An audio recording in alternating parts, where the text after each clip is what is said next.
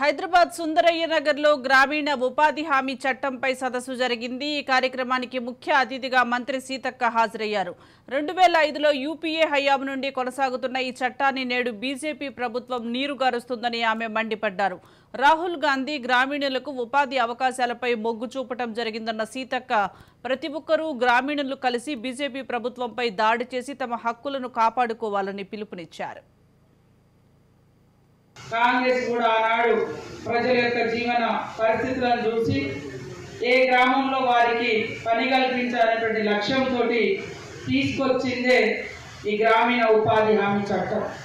ఆ చట్టంలో కార్మిక సంఘాలు కానీ మరి రైతు కూలీ సంఘాలు కానీ వివిధ ప్రజా సంఘాలు పేదల పట్ల అంకిత భావంతో పనిచేసినటువంటి ఉద్యమ సంఘాలు సంస్థలు ఇవన్నిటిని కూడా ఆ రోజు యూపీఏ చైర్పర్సన్ సోనియమ్మ గారు మన్మోహన్ సింగ్ గారు పరిగణలోకి తీసుకొని మీ యొక్క డిమాండ్స్ అన్నింటిని తీసుకొని ఈ చట్టాన్ని తీసుకురావడం జరిగింది। చట్టం వచ్చిన తర్వాత 10 సంవత్సరాలు దాదాపు 5 సంవత్సరాలు 2005లో వచ్చిన తర్వాత దాదాపు 10 సంవత్సరాలు మరి చట్టం యొక్క విధి విధానాలు సక్రమంగానే కొనసాగింది।